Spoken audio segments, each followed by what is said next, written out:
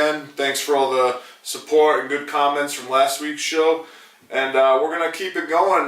We have another special guest today, and we're going to do a little something different and go onto the field. And he's going to show us some advanced tactics and pickoff moves about holding runners and controlling the running game. So if you guys remember last week, we discussed walking hitters and all the advantages that come with that. So this week, you know, it's important to talk about the opponent's strategy once they get on base.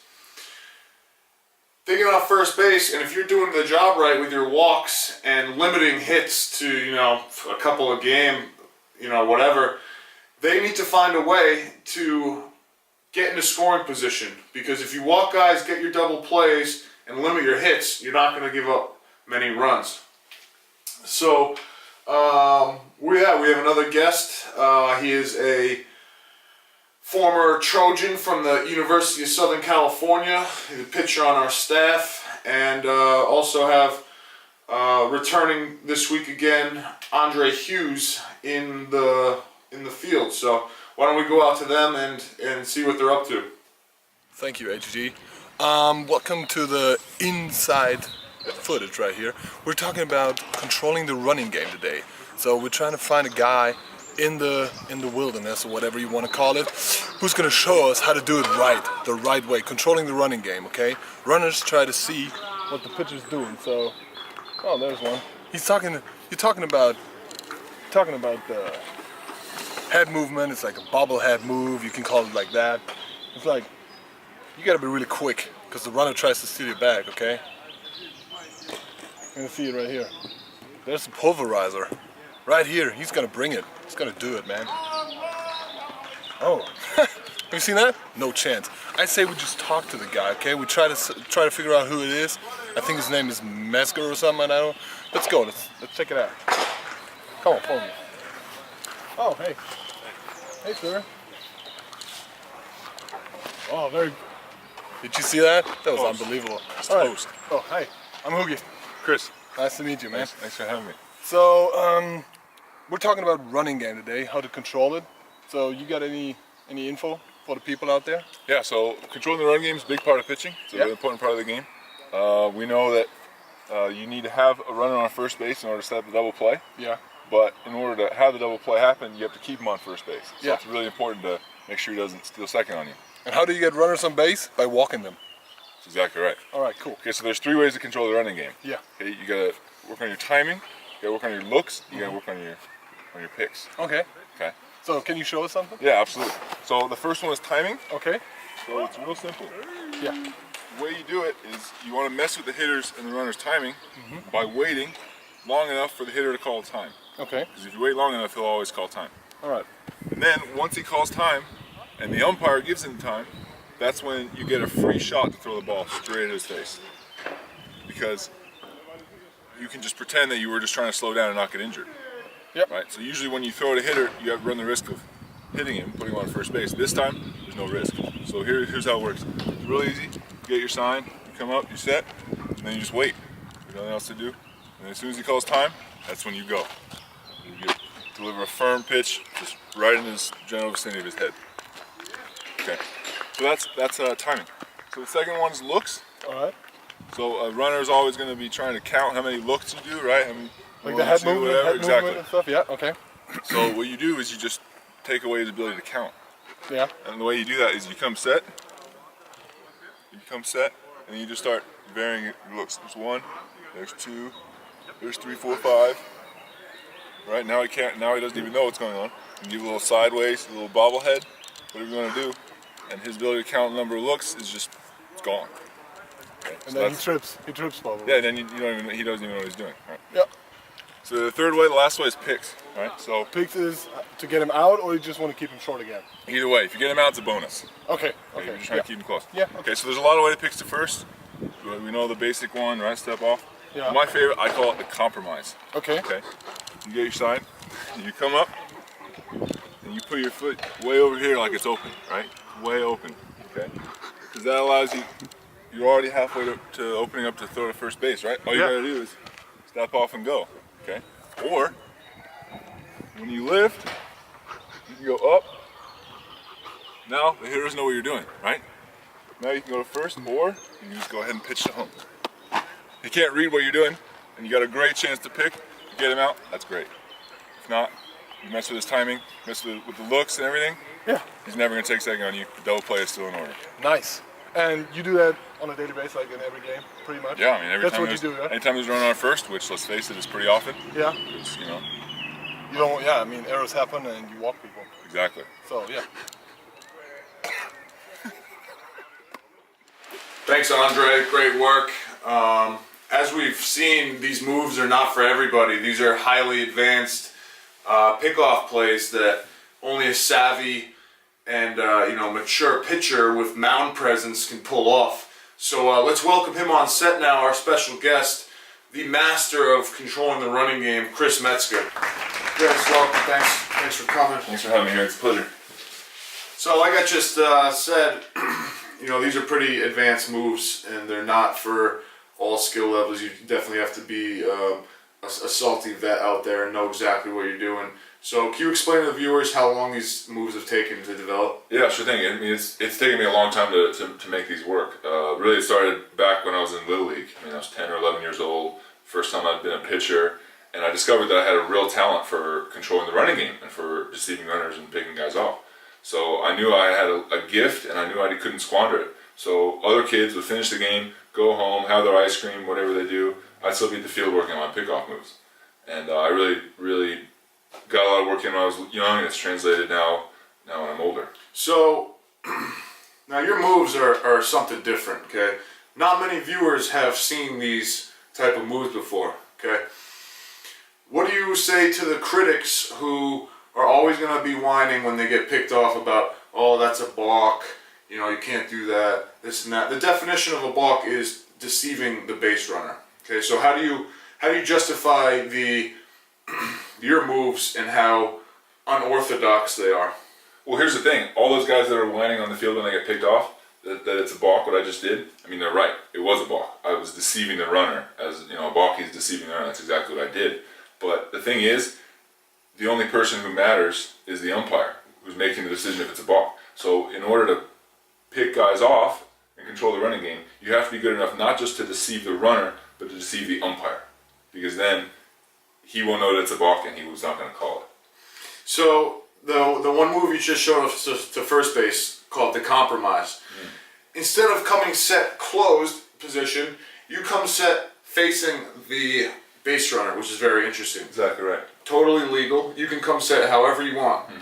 So now you're totally messing with the hitter and the base runner. So in that regard, you're deceiving the hitter as well. So you're deceiving the runner, umpire, and hitter. That's exactly right. I mean, you're deceiving everybody. And let's face it, hitting is timing. So anything you do to mess with timing, anything you can do to disrupt the hitter in any way is going to give you an advantage. So let's go back now, and we're going to see some of your moves to second base, and then we'll discuss those. Now we're going to take a look at how to get runners at second base. Can you show us some in that category as well? Yeah, definitely. So there's the standard ones, right? We all know the standard ones. There's it's called the inside move. Maybe you hear it called the spaghetti move. Okay, yeah. Okay. Yeah. That's where you just come up, you normally set, right? You lift your leg, and then you come inside. All right. And throw a second. So you want to show it in the office, maybe as well? Yeah, we can show it. Just show it here. All right. So you come up. You ready? Just in the normal set position. You lift your leg like you're throwing home, and then you just turn. And you're ready to throw a second. Okay. The next one, usually called a spin move. Okay. This is one a little faster. Yeah. You come up, and you see an infielder move to second, and you step off and you turn this way. You throw around that way. Okay. So those are the two standard picks to second base. Is there a chance to get a runner with these two? There's a chance to get a runner, yeah. But they're not necessarily high success rate type moves. Okay. But there is one move that it's a highly advanced maneuver that I've been working on. Yeah. It has a much higher success rate, I think, Okay. of getting runners, but it's a little harder to pull off. You want to show it, or you want to keep it secret? No, we'll show it. You show it, okay. Okay. So here's how it works. So if you'll come around here, I think you have a little better angle over here. All right, follow me. So the deception here is that you're gonna pretend like you're actually throwing with the other hand. Okay. So you're gonna come around. I'm a right-handed pitcher. Yeah. But I'm gonna come around to the left-hander side of the rubber. Okay. I'm gonna step on. Yeah. I'm gonna have my glove in the ball in my throwing hand. Okay. Okay. I'm gonna come in here. I'm gonna get my sign. Sign from the catcher. Sign from the catcher, just Yeah. like normal. Yeah. I'm gonna come up, put my glove on, turn it around, come set right here. So you look like a lefty now. Exactly. So the Nice. glove looks like it's on my right hand. That's a it's good really idea. still on my left. Okay. That's a very good idea.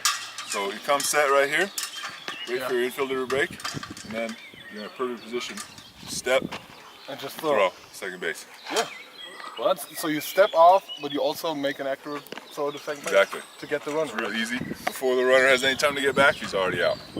He doesn't even see it. So what's the name of it? You have any name for it? This move's called the Blitzkrieg. Oh, that's pretty cool. That's unique. All right, cool.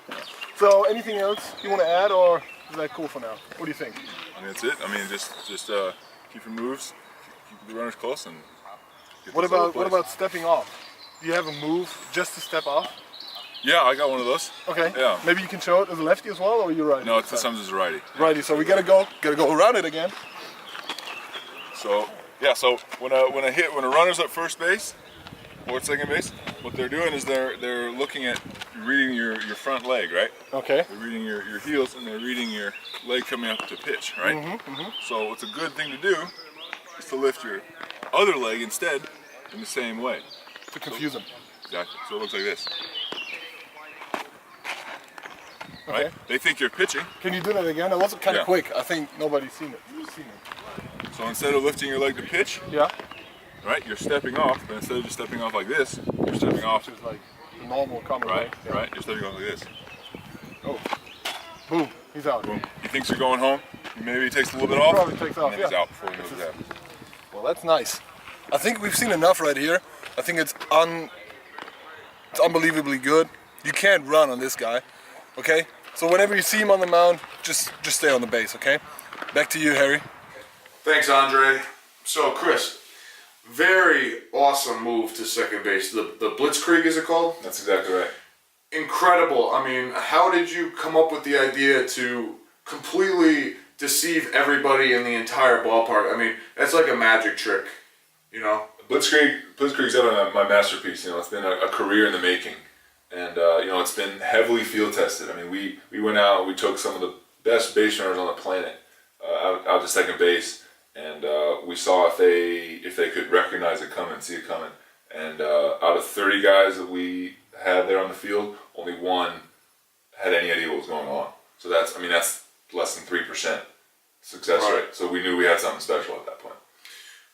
Your other move you just showed us, the step off move, okay? It can work for any base, first, second, where you're trying to replicate your front leg kick to go deliver to the plate, but instead you do your back leg, and the base runner's not going to know the difference. Right. I mean, they're in a little bit of a rhythm. I mean, you see every pitch, you see the same thing with the front leg, so they see the same motion, and their brain doesn't pick up that it's from the other leg until they're already out. And we talked before we started filming as well, and I asked you why you have no pickoff moves to third base, and what was your answer?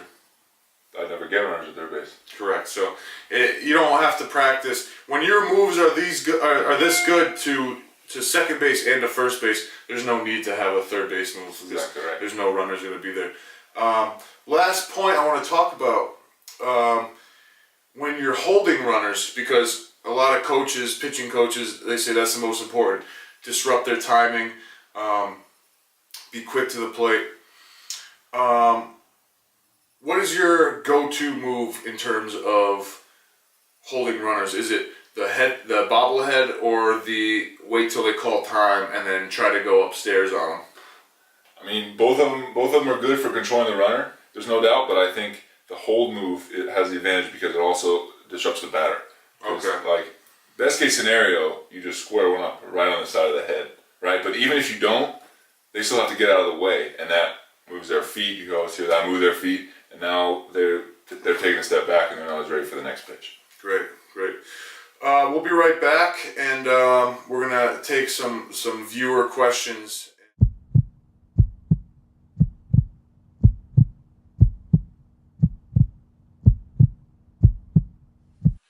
So now we're gonna go to some viewer comments from last week's show and answer a few questions that you had. So we'll do that every week now. We'll answer questions from the previous show. So Hoogie, what do you got for us? Well, we got 3 comments. The first one is Mighty Groffelnik. He says, rainouts cause Jägermeister-related theories. I think he's right. Yeah, when it rains, it pours. What else you got? We got Don Freeman. I guess there's 2 sides to every story.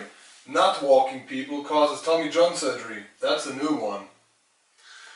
Yeah, I mean, it's not too hard to comprehend. I mean, I don't think it's out of this world to agree that walks help your arm, and not walking guys hurts your arm. If you're getting whacked around and you're going to press, you're going to try to do too much, you're going to try to throw harder, and it's going to put stress on your arm. So, I mean, when you walk guys, it's simple. It's low stress. You don't have to throw all you got into every pitch. So, yeah, not walking guys definitely causes Tommy John. Yeah, I think you're right. I mean, look what happens in games where guys do blow out their shoulder and get Tommy John. And what they all have in common, they give up a ton of hits. Right. Not a coincidence. Definitely. And the last one, Costa Capothanasis. This has to be satire, otherwise it is the dumbest thing I've ever heard. Well, Costa, I think your question should be satire because it's not so smart. Well, thanks guys for tuning in. We'll be back next week with another show. So till then, try to take everything that we're giving you and put it in your game. That'll make you a winning baseball player. So, Chris, thanks for coming on. Thanks for having me, Hoogie. So,